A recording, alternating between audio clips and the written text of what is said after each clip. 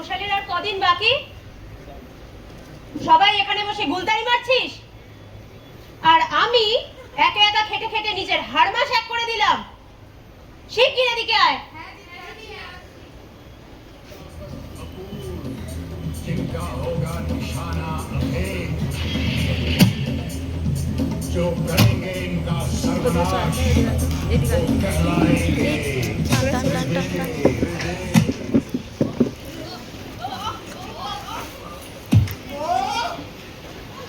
Communist cultural secretary, কিছু ভাবলি?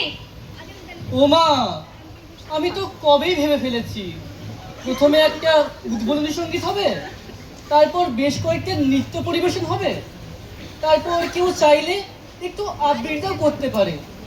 আর ওই মেয়েদের নাটক যেটা হয়, আজ শোস্টপার আবার নাটক। আমি বলছিলাম যে তবে নাচের দিকটা আমি দেখি না, মানে dance is a pure art, আর কোমর দোলালে তো আর নাচ হয়ে যায় না। আর কলেজের তো বেস্ট ডান্সার আমি। দিদি, আমি একটা সাংঘাতিক কবিতা ভেবেছি, ভাবছি ওটাই বলবো। তা বলি টুম্পা শোনা, তোমার ওই সাংঘাতিক কবিতা শুনে কলেজের ছাদটা না ভেঙে পড়ে যায়। না না দিদি, তা কেন? ওটা তো এই উজবুক মেয়ে কোথাকার, কোনো সাংঘাতিক কবিতা শোনানোর দরকার নেই। কোনো একটা সাধারণ কবিতা তুমি করবে। দিদি, আমি একজন খান খান আরে খানদানি গায়িকা।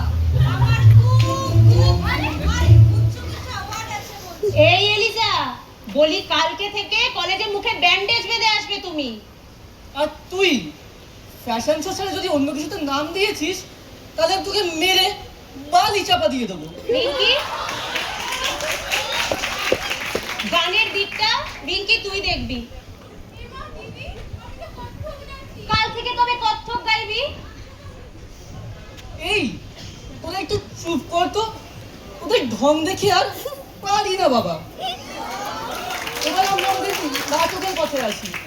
We are the last but not the least. যতই ঘুরি ওরা নেচে বা গেয়ে, লাটাই কিন্তু নাটকেরই হাতে। এদের যে অবস্থা দেখছি, সোশ্যালের পর আমি আর বেঁচে থাকলে হয়।